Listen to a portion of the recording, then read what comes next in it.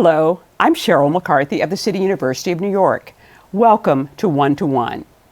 New York Times columnist Gina Belafonte recently profiled a young woman whose thirst for knowledge led her away from her faith. Libelle Polaki was a member of the Satmar sect, a branch of Hasidic Judaism that rejects the outside world, forbids its women to read secular books, get a job in the outside world, drive, or move beyond the most basic education. Now she's a student at the Borough of Manhattan Community College with plans to get a bachelor's degree and maybe even a PhD degree. We'll talk about what gave her the drive to move beyond the boundaries dictated by her faith and why so many others have been unable to make that trip. Welcome. Thank you. So you grew up in the Satmar community in Williamsburg, Brooklyn, correct? Correct. How big a community is that? It's quite large.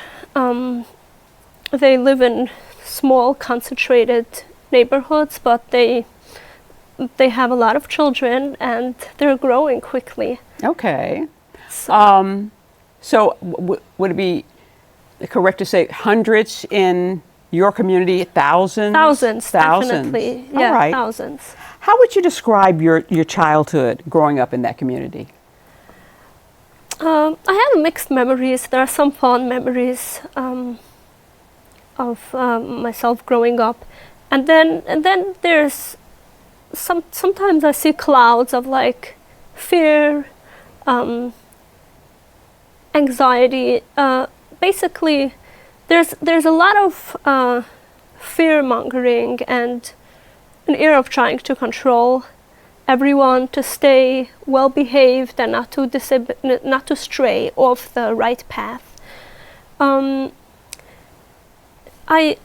can't really speak for everyone in the community because there are also family dynamics and different things that will determine what one's experience is.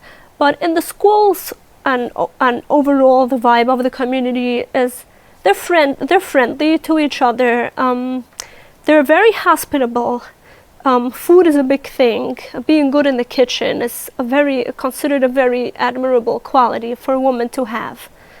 But if you're not good in the kitchen, then you're in bad shape.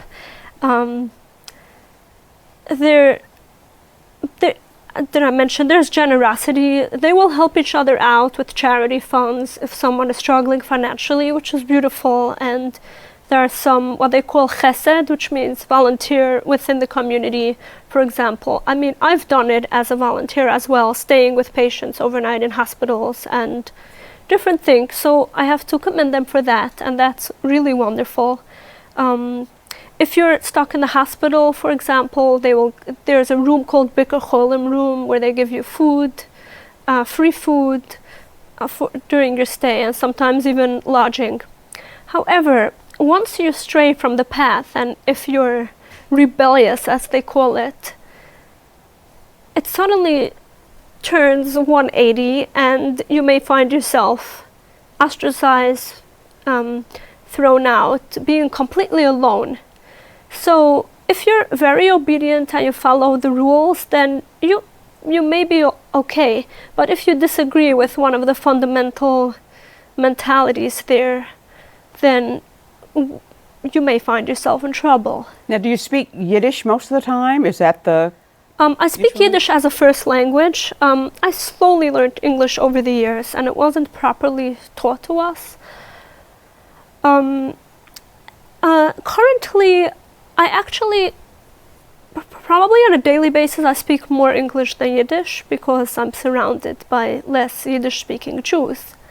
In school, I rarely see any Jewish people, and certainly not Yiddish-speaking people. That's now? Yeah, but right now. When you were growing up, was it Yiddish? Oh, growing up, it was 75% Yiddish. Okay. Yeah, we spoke English only in school when we had designated English studies time. But the focus, I gather, was on religious observance. One thinks of, when I think of in my interactions with Hasidic Jews, they seem to be very insular, maybe a bit suspicious, maybe even a little, I don't know if I want to use the word hostile, towards people who are not Hasidic. Yeah, that is true. I have two theories as to why that is. The fact that they're suspicious of outsiders and very sheltered and in a bubble.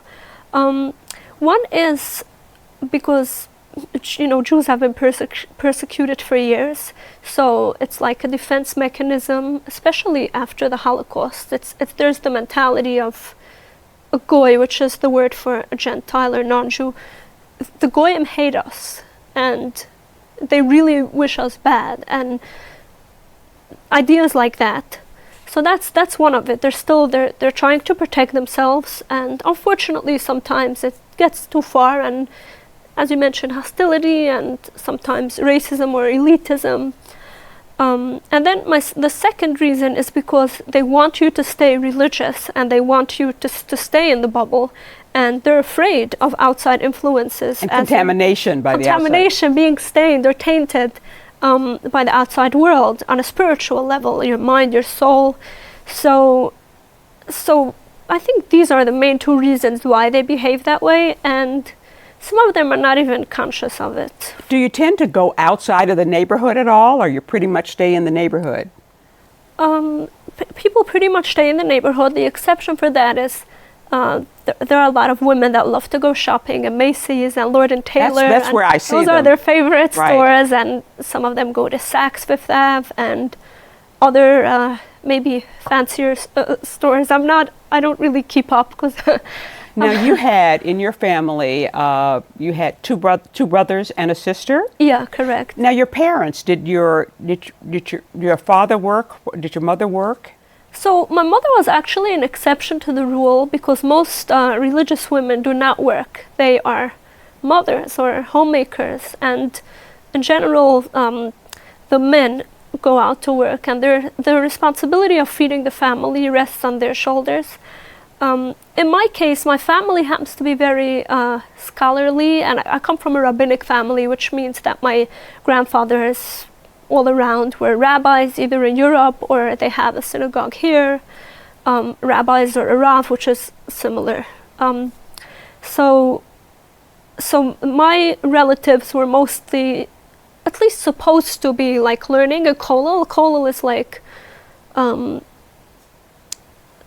rooms for study. I'm not sure what the exact definition would be. So my father learned for many years, and my mother taught. She was a teacher.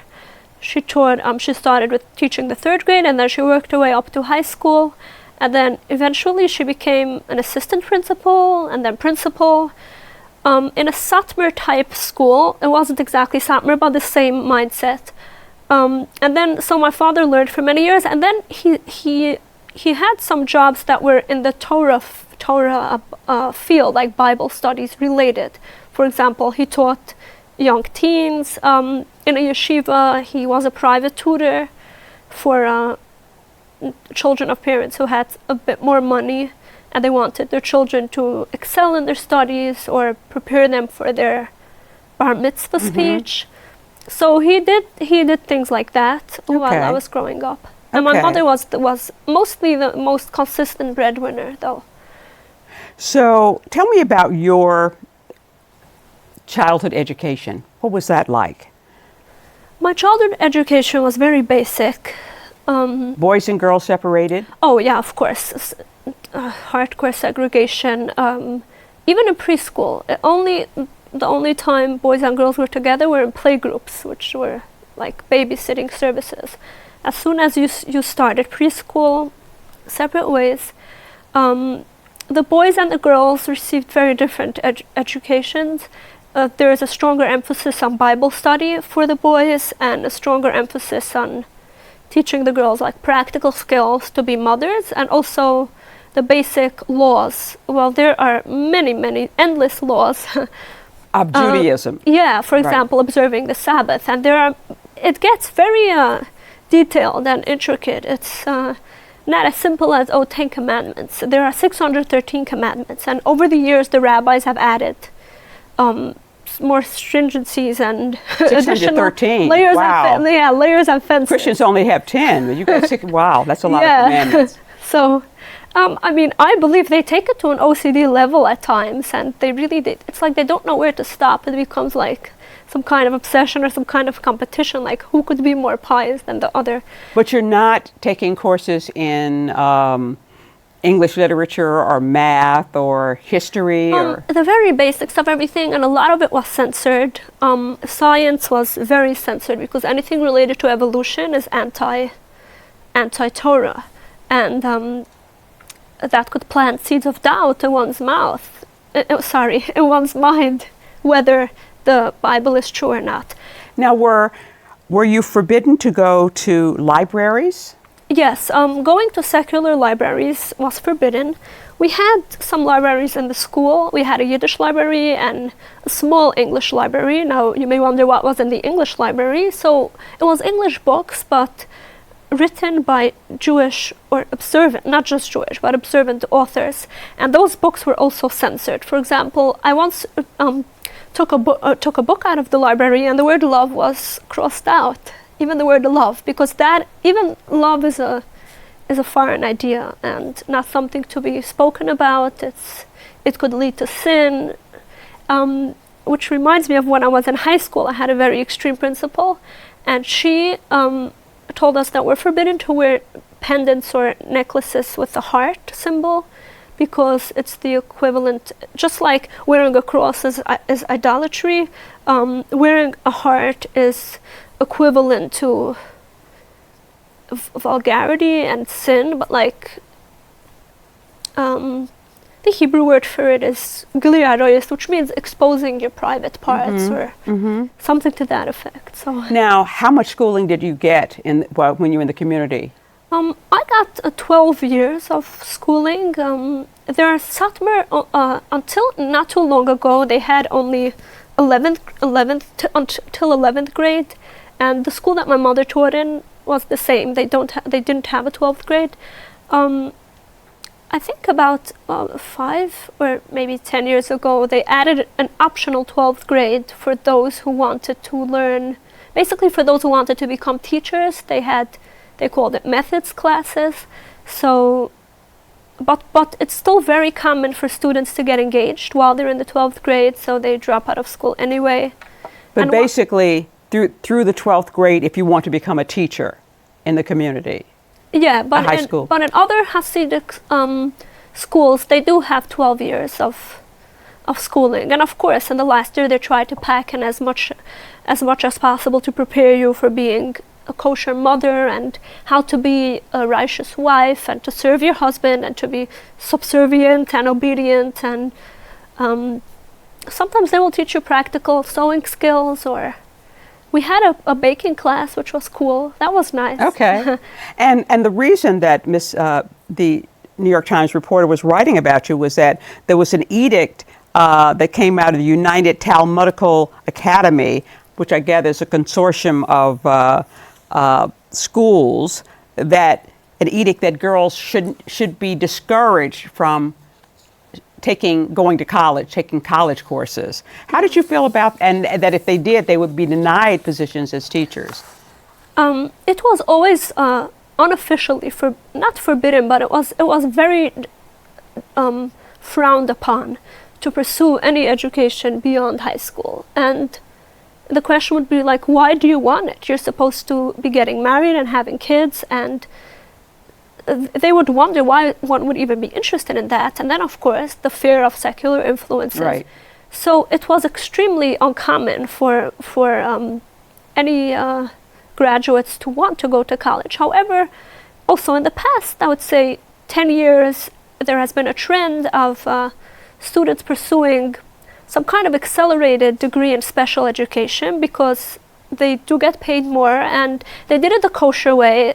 They would not go to BMCC, for example. They would do it either in Touro College, which is a college for religious students, and they have some separate divisions. Right. Or they would do an online degree. Right. We're going to have to take a short break. Okay. Then we'll be back with more with Libelle Polaki after this message.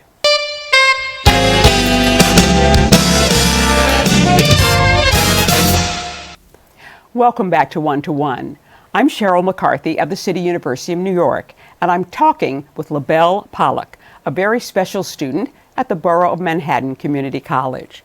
So you went into an arranged marriage. At what age? I was 19. You were 19. And you had finished, what, 12 years of school? Okay. Yeah. Okay. But tell me how you decided to make a break from the marriage, from the community. Okay, so that being in an arranged marriage, and unhappily so, actually strongly influenced my desire to leave. Who found your husband for you? Was this something your parents did? A matchmaker. The matchmaker happened to have been a cousin of the young fella. So according to Orthodox law, if a woman wants to get divorced, she cannot decide to divorce her husband. Her husband, the power lies in the husband's hands to grant the divorce. And if he decides to refuse to give her the divorce, which is called the get in Hebrew, then she is basically doomed. She could be doomed for life. She's not allowed to see other men, even talk to them, definitely not engage in any other forms of relations. And one way that people really abuse the system is besides for not wanting to give it, they sometimes say, oh, I'll give it to you, but only if you give me a certain amount of money. And if you're religious, then you're probably desperate, and it often works in their favor. So the idea that a man has all the power and a woman's life could be completely destroyed. I was very young. I was 20 while I was waiting. I waited about a year until we compromised on some kind of, financial agreement, or until he agreed to give it at all. Because in the beginning he said, "Oh, go. I'm not giving it to you. Have a nice day." So the angst and the anxiety, it's cannot be described. In that period of time, are you still living in the same? Yeah, I was still in the community. I was still religious. I was still working in the community. At that time, I worked in a matzah bakery, rolling dough for matzahs, which is very tedious physical labor, actually. But they paid relatively well, and I needed to raise funds for the divorce. Were your parents against your getting the divorce? At first, it went in waves. My family, at first, they empathized with me, and they understood why I was unhappy, but then they decided it would be better if I stayed married. And so they did not support me for a while, but then toward the end, they were with me, and they saw that I was just miserable and suffering, and they just wanted it to be over as well. So at the end, nowadays, of course, they realized that, of course, I had to get divorced. But at that time, divorce is such a stigma, and they thought it would be better to stay in a bad marriage than have to get divorced. So you get the get, and yeah. What do you do then? What I did then, I immediately sent a message to all my close friends that I was released from the shackles. I felt so free. But it wasn't like an overnight thing of, oh, okay, let me run now, I'm free.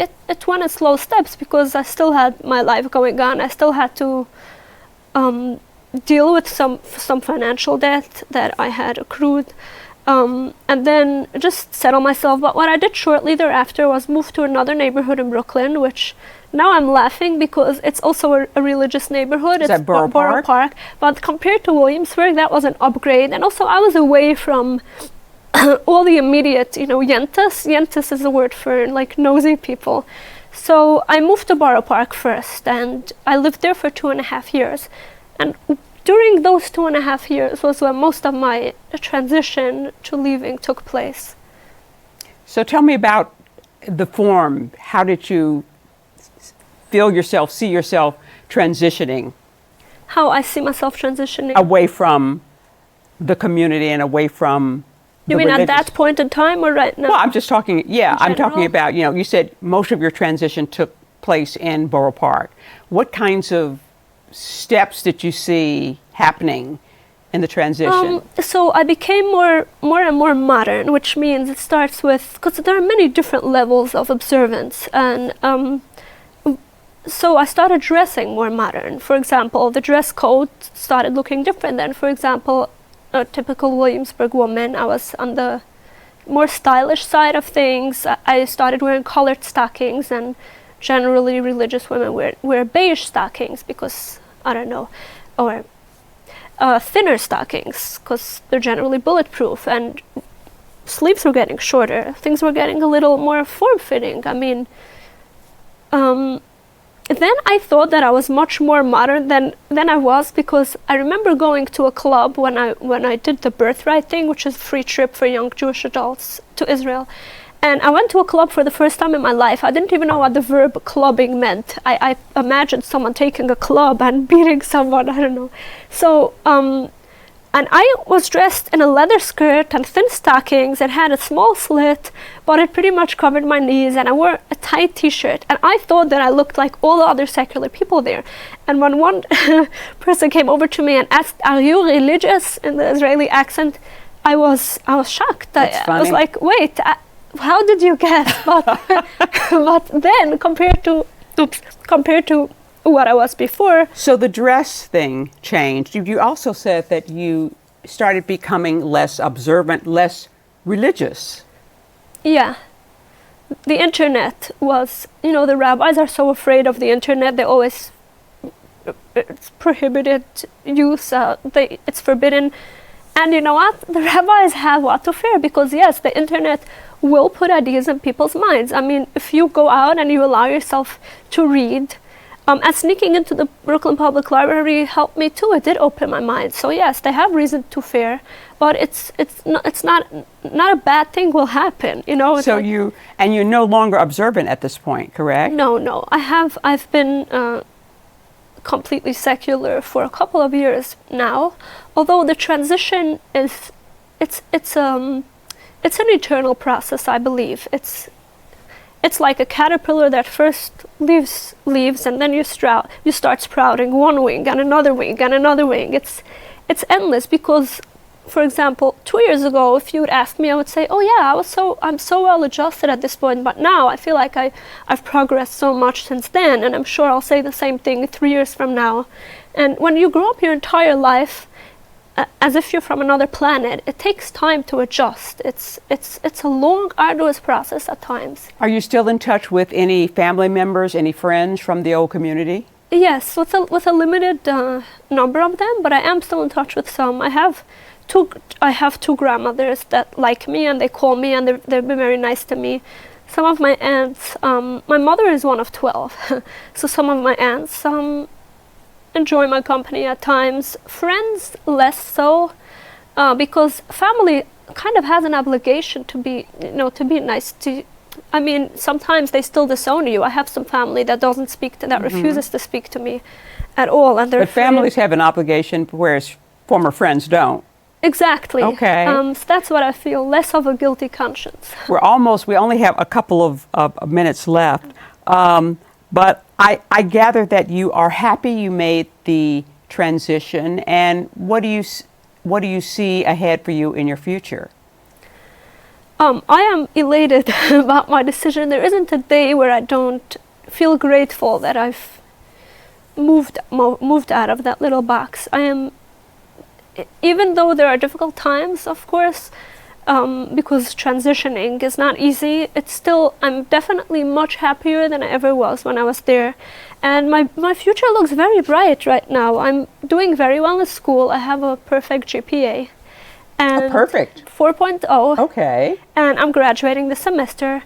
I've been recruited by nice, prestigious schools to consider studying in their institutions. And my life is looking pretty hopeful and positive. So how do you feel about the community that you came from at this point? Like I started in the beginning, I still have mixed feelings. At this point, I'm more emotionally detached, so I don't harbor bad feelings. Yeah, like anger or whatever, but of course, I still feel that certain issues that are swept under the rug need to be addressed, and if a specific incident happens, I'll have opinions and feelings about it. But overall, when I visit now, there was a time where I was very triggered and experienced PTSD, like walking down the street, especially if I would bump into people that I knew and they would stare at me and things would get awkward. But right now, I view it more, sometimes I view it as a comedy, sometimes I view it as very sad, and I feel more bad for them than like angry at them. The young generation is innocent. They didn't ask for this, and I feel a little bad for them that they're trapped. But I'm thinking of ways to try to help them, maybe like give them more resources so they could, if someone wants to leave, they could reach out. Do you like to see them more liberated? Yeah, more liberated. And my goal is not to change everyone. And I think that there are some benefits to being sheltered. It gives you security mentally. I would never try to change anyone or turn them into an atheist or anything like that. But of course, given more freedom within, like expand the fence. You know, you want to stay in the fence, but at least expand it a bit. Have some breathing space. Okay. Well, I'm very happy that you're happy with your transition, and good luck to you as you apply to colleges and move on. Thank you so much. I'm sorry we're out of time. My thanks to Libelle Polaki for joining me. For those who need help transitioning out of ultra-Orthodoxy, you can get support from Footsteps. You can contact them at www.footsteps.com. For the City University of New York and One to One, I'm Sheryl McCarthy.